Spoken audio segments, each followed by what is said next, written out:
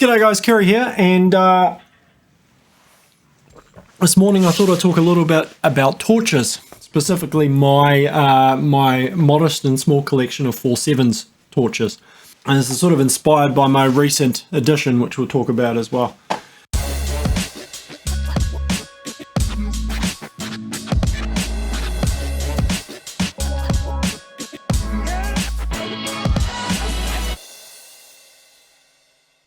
So 4/7 is a company I followed, or have followed for a few years. I guess I got onto it through some of the EDC or everyday carry forums. I'm not a big, pocket dump everyday photo kind of guy, but I've always appreciated good EDC, meaning I like to have a torch on me and a lighter on me and a knife on me and some basic stuff all the time. To be honest, it's kind of grown, and my UF Pro P40 shorts these days are pretty chock full of stuff, and I've kind of gotten used to it, so that if I go out with a pair of jeans or something on, I'm kind of like, well, I don't get to carry all the stuff I'd like to carry. Torch wise, I've always liked the ability to be able to make light on me when it gets dark, and people have often, why are you carrying a torch, why are you carrying a lighter on you?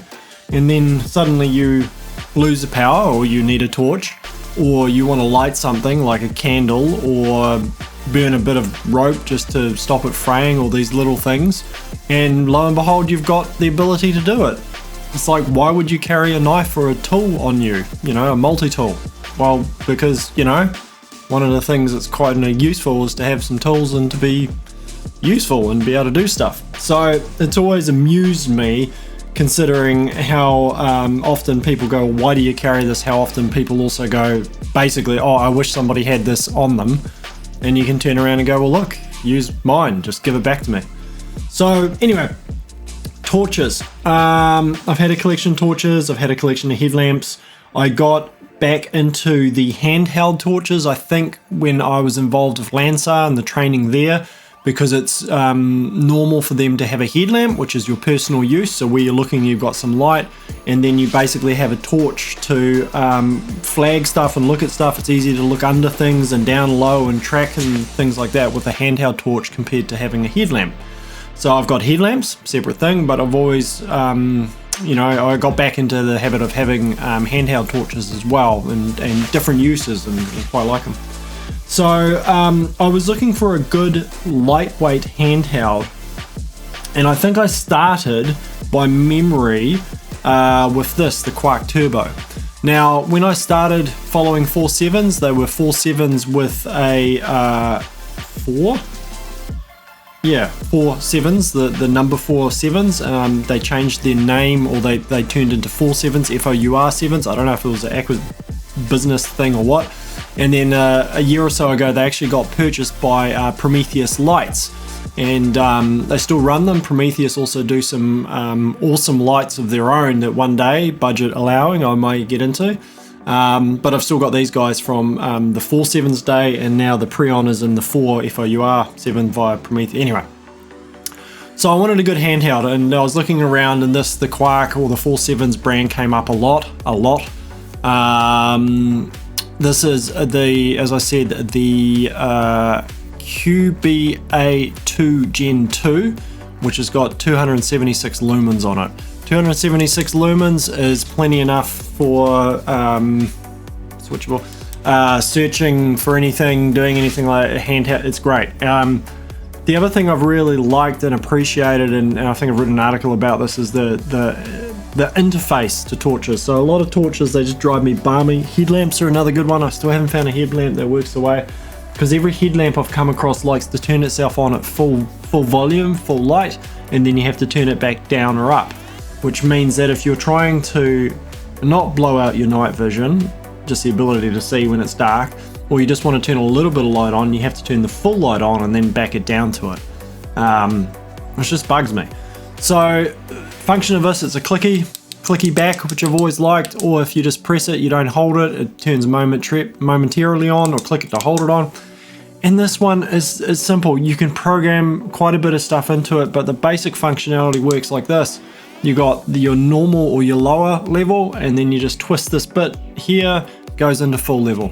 Okay, little finger grip so you can actually hold it, you know, you don't have to be physically holding onto it. Clip on the back. It's just been a great, awesome, well-designed torch, and functionality, just or how the interface to it just works with the way my brain works. I added this little strip on here. This is I did that after I saw a guy drop his torch in the dark. Most of these are black. They're not very easy to find in the dark. So I taped that up there, and now that just reflects. You drop it, you tape it. So a lot of stuff, I've put it on my Kestrel, I've put it on my rangefinder, because even during the day, if you've got a torch around and you can just flash it, the things flash back at you and they make them easier to see if you drop it. Like the time I dropped my Coyote Brown Kestrel in a pile of Pine Forest Slash, so brown on brown underneath. Yeah, anyway, so found it because I could see the flash. So yeah, the Quark Turbo. The other thing I did with this, and it was intentional, and I still do like the fact I've done this, and I'll talk about the exception shortly, is it runs on AA's. You can get these with proprietary batteries. Yes, they have more power output, which means more lumens, but it's a AA. I can get it anywhere. They're relatively cheap. I run rechargeables on all of these now. Nickel hydrated, is it? NIMH? Excuse me, I'm not sure quite the full name, but NIMH, which is sort of a newer version of, a little bit better than the alkaline batteries. They're less likely to kind of melt on you and put off some weird gases. But AA battery, so if I need to, I can also just grab some AA's at the local dairy or whatever it is, and I'll feed it on it. I was always on a quest. I had it for a while that I had a headlamp that ran on the AA's as well, but it was huge. It was the big Black Magic with the weight on the back, and I got rid of it in the end for two reasons. One, it was heavy, and secondly, every time you turn it on, you blinded everybody else, pissed them off, and you'd have people asking you to, you know, stop shining the light in their face. And you weren't. It was just so bright that it was overpowering, and I realized headlamp, I needed something low power just for close-up work, and these guys could have more juice in them because this is what we were searching with, right? Anyway, so yeah, the Quark Turbo, this has been an awesome light. It's traveled with me. It was just a little bit too big to have in my pocket as an EDC item, right? So then what I did is I got a couple of these, and these are the Quark Mini 123, because they run on a CR123, and it was a size thing, right? I was like, I wanted a small little unit. See if it's going to come out. No, it came out in a moment. Here we go. Small little unit, runs on a CR123. These are not the rechargeables. Now I would look at getting a rechargeable option instead. I've switched over to rechargeable batteries pretty much wherever I can. But again, for a little unit like this with the one battery, you can get 210 lumens out of this by going up to high, and it's got low, medium, high just on this version. Again, see, little easy, simple interface. It's just great. No clickies, holdings, anything. And I bought two of these. I got this black one, which I've still got, and I got a titanium one. And sadly, the titanium one has gone walkabouts. I'll probably find it in the bottom of a backpack or a pack or a pocket or something someday, somewhere, hopefully. I did really like that little fella. And that was what would sit in my pocket most of the time. The only problem was, because it doesn't have a clip, and I think you can get a clip as an add-on afterwards, but I didn't get them. It would just sit in the bottom of my pockets and kind of bang around and rattle around. And occasionally, it would manage to turn itself on. And it would heat up in my pocket, because I'd know, because these things get hot when they're running on high power, but it also discharge. So it was awesome. I love them, still love them. This thing basically is just sits next to the bed in case I wake up and power's gone. There's a torch right there. Lanyard, just throw it around your neck if you need to, but yeah, great. But for my EDC, I wanted something with a pocket, and I really wanted to get back to something running we'll call it a standard battery. So we have the Prion. This is the Prion One Mark Iii. It runs on a single AAA battery. And yeah, it's awesome. I just picked this up. It's a nickel, a brushed nickel finish, which I really like. They do a titanium version, and through, I think these, or through the Prometheus, they also do a, what's the term? Sorry, brain dead, but they do some very nice looking versions of these as well. This is awesome looking, but we'll call them fancier versions, which again, one day, budgeting allow, I'd quite like to pick up the dress light version or something. Anyway, Same interface as the QB2A, the handheld. It's just a clicky back, temporary or full on. You can do either or temp, and this has got a couple of different modes on it. At the moment I'm running the real simple one that just runs, where are we at, 100 lumens max. If that was on full time, it'd be running for an hour like that, way beyond what I need. 100 lumens, guys may be going, how much is 100 lumens? 100 lumens is all you need. Guys have different methods now of measuring them, lumens and everything like that. I understand it. People love like anything, and I do it on ballistics and certain things as well, you know, talking for hours about how much lumen I need or anything like that. But look, if the power goes out or I just need a bit of light while I'm out and about, the very best torch to have, here's the secret, the very best torch to have is the one that's in your pocket. Because if you don't have it in your pocket, it's useless to you, right? So 100 lumens is fine for illuminating anything I would really need to check out, whatever it is. The beam divergence or the color of a light, yes, technically I'm sure some are better than the other. This all seems to be, by my reading online, I'm not going to do any tests as much on it because I don't need to. It does everything I need it to do. I can see that and have used it already. Beam divergence, though, apparently phenomenal. Color is phenomenal. I was reading something about there's apparently no pulse wave modulation in this, which means the power supply is probably regulated, which I understand theoretically or logically what that means. It just means it's been engineered and well built. But I turn it on, the light is there. I turn it off, the light goes off. It's fantastic, and it's just the right size that it's not too big. The clip will sit onto my pocket. It fits perfectly in my UF Pro P4 shorts. There's a little slot in there, which I don't know if they use it for, I don't know normally what it'd be for, but it fits this thing in perfectly, discreetly, disappears, and if it's there, I need it, and it's not going to fall out. So that's, yeah, the P1, the Prion. Again, another great option for 4.7s. And then a few years ago when I was buying things, and if I ever need more light, then I've got a Maelstrom. Now the Maelstrom was there, they did a bigger one, which was not a joke light, but it was a huge light with power packs and everything. But this guy here runs on a, I'm not sure if it's proprietary, maybe, I don't know, a rechargeable battery anyway.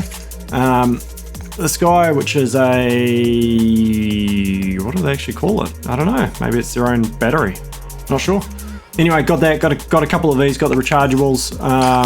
Had no issues with them because this is not really a high use light. This is when I need to have pretty much a floodlight that illuminates everything and anything.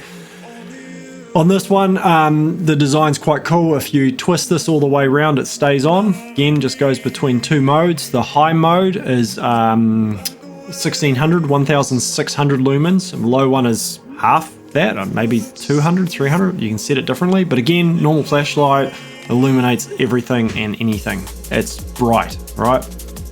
But it's also got a button on the back. Again, you can just switch. Cool bezel on the front. This is, you know, it's designed to take a beating. I should probably put some tape, reflective tape on this as well, but whatever. But yeah, this is the light I carry if I'm going to need to see what's going on in the entire countryside, pretty much.